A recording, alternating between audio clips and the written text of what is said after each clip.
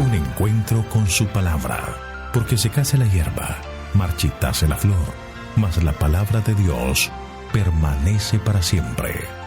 Con ustedes, el doctor José Ricardo Arias Quintero.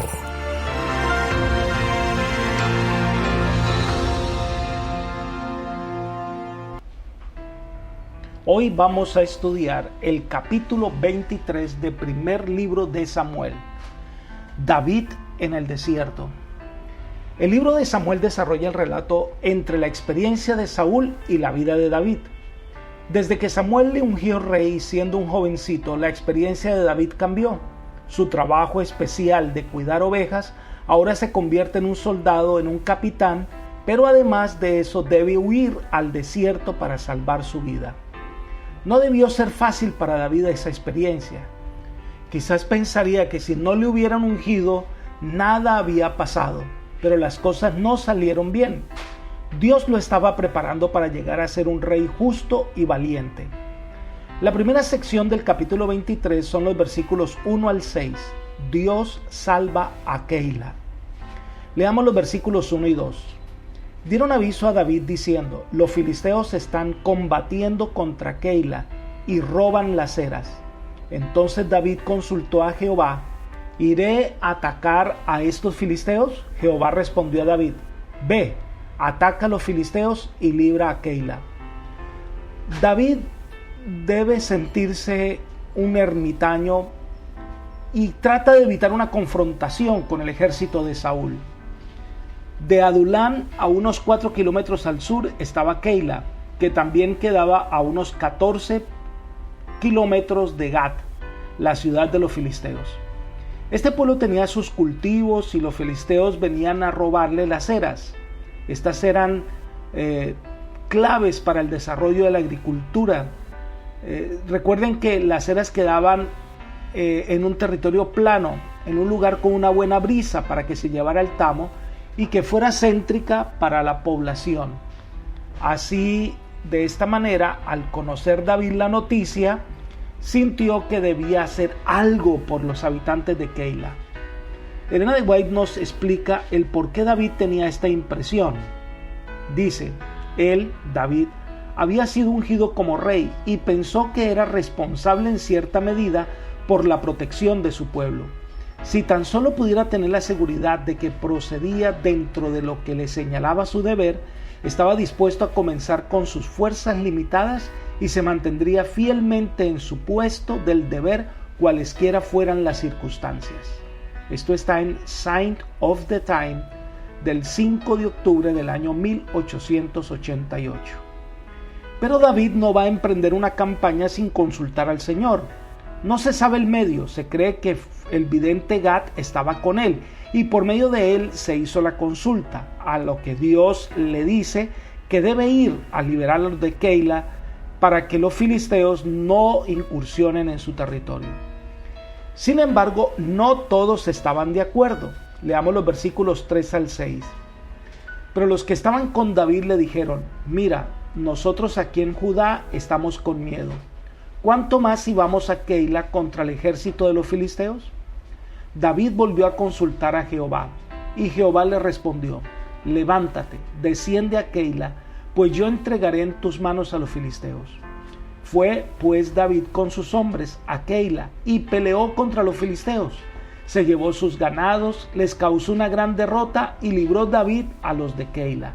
Aconteció que Abiatar, hijo de Ahimelech, que se había refugiado junto a David, descendió a Keila con el efod en su mano.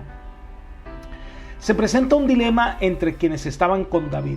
Si los hombres de David se hacen evidentes, sería fácil para Saúl ubicar su escondite para atacarles. Estando en peligro su vida entre su propia tribu, vacilaron en hacer frente a un poderoso enemigo extranjero.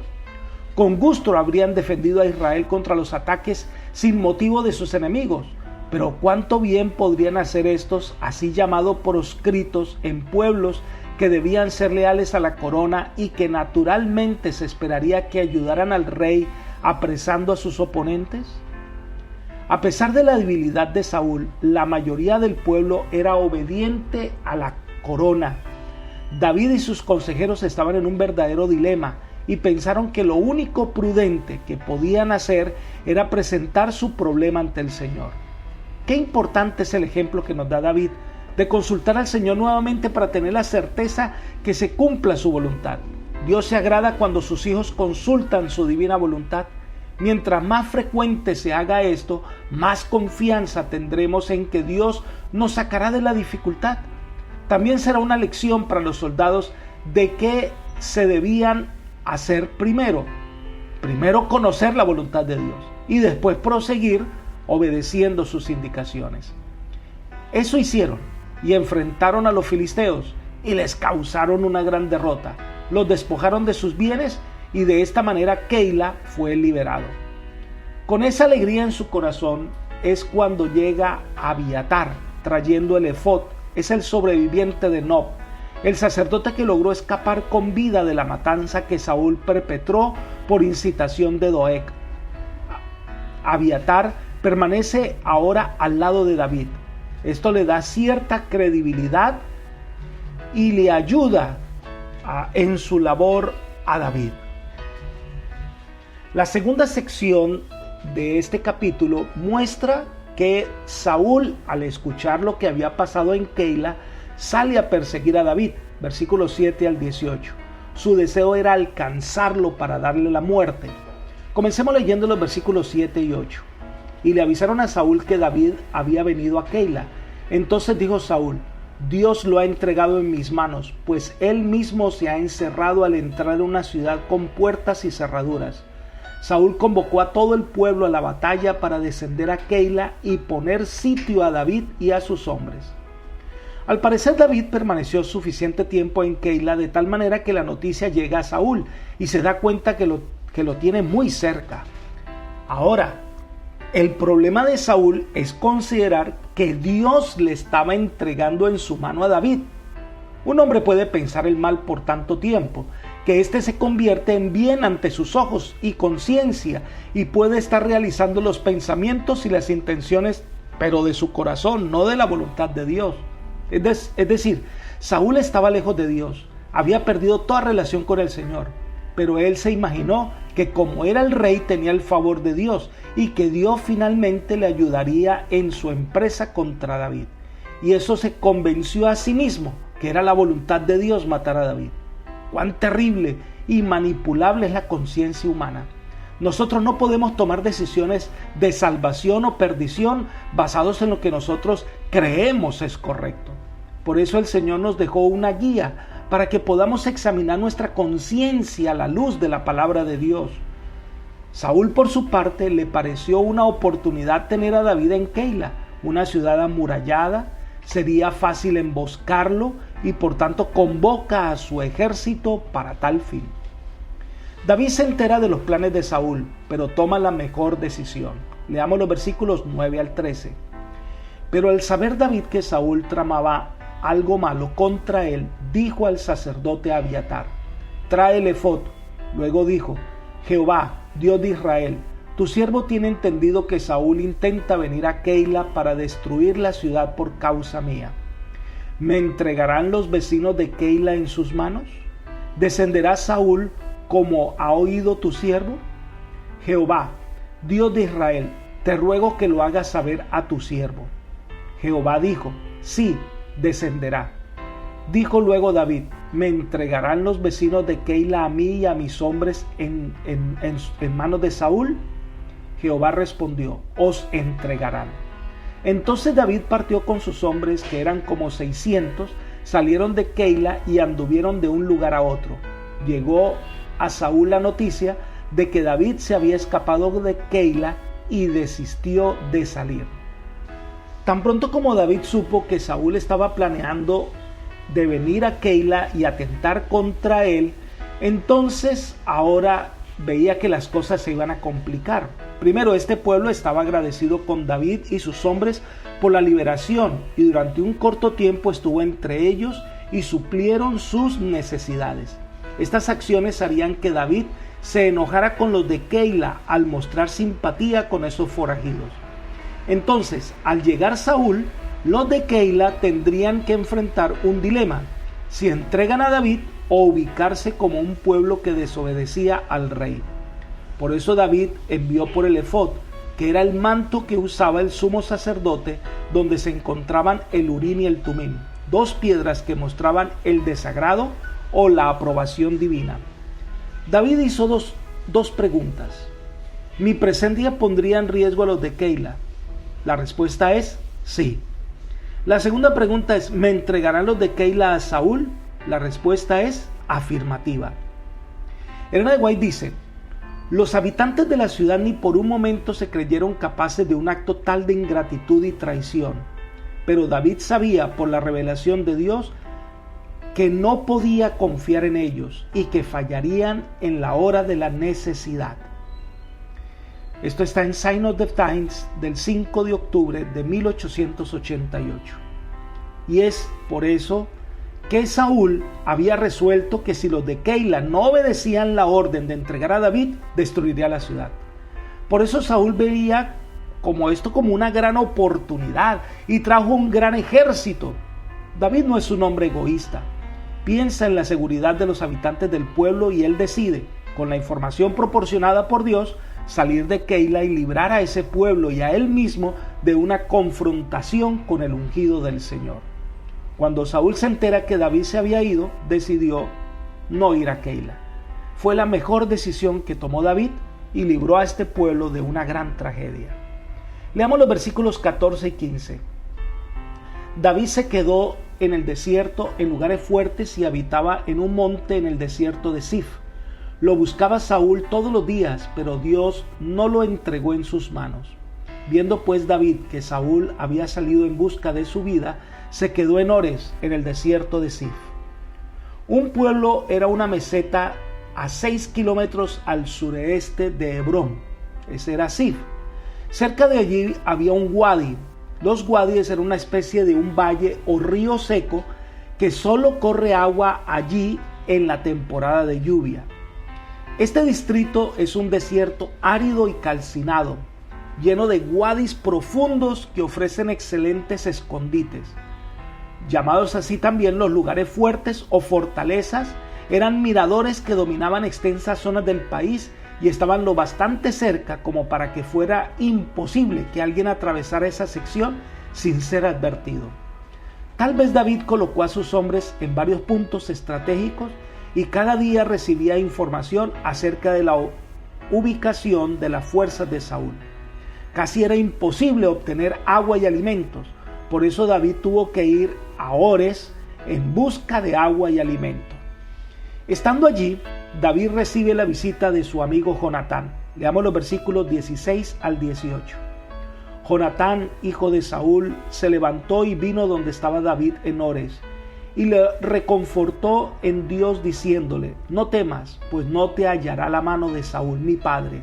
Tú reinarás sobre Israel, y yo seré tu segundo. Hasta mi padre Saúl lo sabe. Ambos hicieron un pacto delante de Jehová. David se quedó en Ores, y Jonatán se volvió a su casa. David se encontraba huyendo de Saúl, escondido en medio de tierra árida, con poca provisión de agua y alimento. Esto traería desaliento, y hasta allí, por no haber cometido ningún crimen, sino que estaba huyendo es por el capricho de David. Entonces llegó Jonatán. ¿Cómo necesitaba las palabras de ánimo y consuelo de su amigo? No sabemos cómo supo Jonatán dónde estaba David, y tampoco sabemos cómo hicieron para concretar una cita, un encuentro. Se cree que había información que no le llegaba a Saúl, de parte quizás de algunos soldados que simpatizaban con David. En ese encuentro en particular se le dio ánimo a David, e incluso Jonatán afirmó: no temas, pues no te hallará la mano de Saúl mi padre. Tú reinarás sobre Israel, y yo seré tu segundo. Jonatán era un hombre noble, y el Señor le dio esta impresión desde el mismo comienzo: David sería el rey, y Jonatán no se sentía incómodo con la idea, ni tampoco con el hecho que sería el segundo después de David. Muestra su nobleza y humildad al aceptar la voluntad de Dios.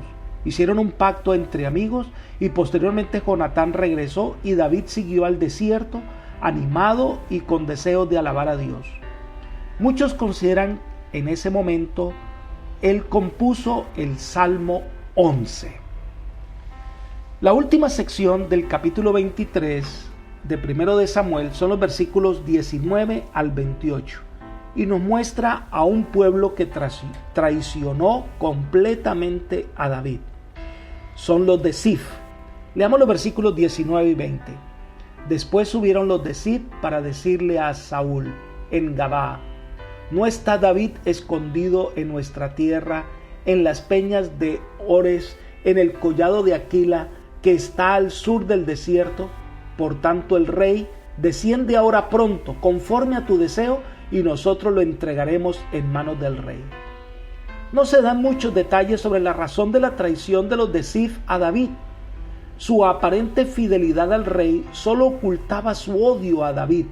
Cuando David supo de la traición de los de Zif, compuso el Salmo 54 y dice así: Dios, sálvame por tu nombre y con tu poder defiéndeme.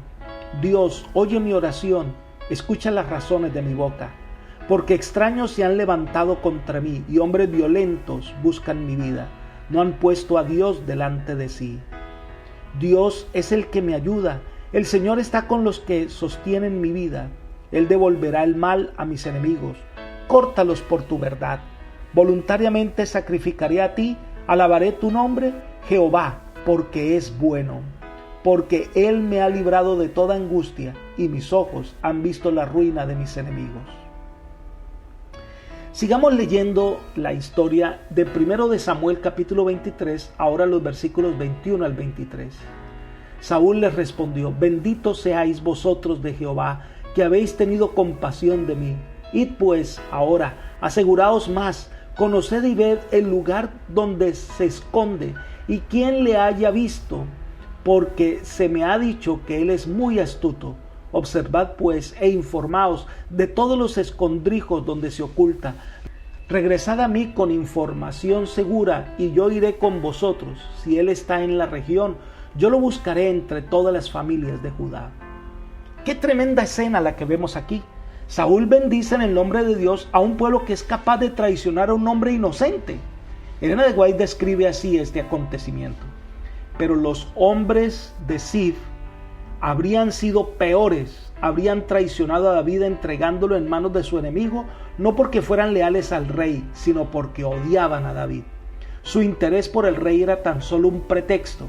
Espontáneamente procedieron como hipócritas cuando ofrecieron ayudar en la captura de David. Sobre estos traidores de corazón falso, Saúl invocó la bendición del Señor. Alabó su espíritu satánico de traicionar a un inocente, como el espíritu y el acto encomiable de demostrarle compasión a él. Esto está en Signs of the Times del 12 de octubre de 1888. Solo un hombre que está en el camino del mal considera que quienes actúan como traidores merecen la bendición de Dios. Así que propuso enviarlos como espías para que siguieran a David y le informaran sus movimientos. Entonces la situación de David se complica hasta que se evidencia una vez más la protección divina sobre su siervo. Versículos 24 al 27. Ellos se levantaron y se fueron a Zif delante de Saúl, pero David y su gente estaban en el desierto de Maón, en el Arabá, al sur del desierto. Fue Saúl con su gente a buscarlo, pero alguien avisó a David, el cual descendió a la peña y se quedó en el desierto de Maón. Cuando Saúl oyó esto, siguió a David al desierto de Maón. Saúl iba por un lado del monte y David con sus hombres por el otro lado del monte. Se daba prisa David para escapar de Saúl, pero Saúl y sus hombres habían rodeado a David y a su gente para capturarlos. Entonces llegó un mensajero y dijo a Saúl: ven enseguida, porque los filisteos han hecho una incursión en el país. Saúl, con la ayuda de los zifitas, estaba tratando de encerrar a David en ese desierto entre las peñas y el valle. Todo parece que estaba ocurriendo bien, pero algo ocurre. Cuando aparece que todo estaba listo para capturar a David, vino entonces noticia de que los filisteos estaban atacando el país. Hubiese sido mal visto por el pueblo que Saúl no fuera a defender a la nación por estar persiguiendo a un hombre que no había hecho nada malo. y Saúl no iba a permitir que se hablara mal de él. No quería perder la popularidad ni la admiración del pueblo. Así que abandonó la persecución contra David y se alejó de este lugar para luchar contra los filisteos. Esto dio tiempo a David para alejarse de aquel lugar. Versículos 28 y 29. Abandonó Saúl, por tanto, la persecución de David y partió contra los filisteos. Pero esta causa le pusieron en aquel lugar el nombre de Sela Hama Lecot. De allí David se fue a habitar en los lugares fuertes de En-Gadi. La oportunidad de atrapar a David y poner fin a sus enemigos se le escapó a Saúl, porque aunque estaba lleno de odio, también estaba lleno de temores. Elena de White describe este momento de la siguiente manera: el fracasado rey estaba en un frenesí de ira por haberle sido así arrebatada su presa mediante un engaño. Sin embargo, temió el descontento de la nación, pues si los filisteos asolaban el país mientras él estaba aniquilando a su defensor, probablemente habría una reacción y él iba a convertirse en el objeto de odio del pueblo. Por eso dejó de perseguir a David y marchó contra los filisteos.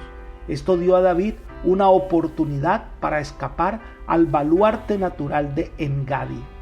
Esto está en Signs of the Times del 12 de octubre del 1888. En-Gadi era una especie de oasis cerca del Mar Muerto.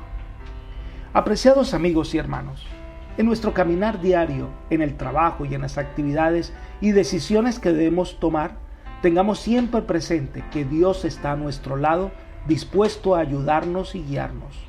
Actuar apresuradamente sin la bendición o dirección divina siempre será una mala decisión. Por eso, el consejo es: haz de Cristo tu mejor amigo. Él te guiará por sendas de paz y salvación. Que el Señor te bendiga y te guarde y te guíe por sendas de paz.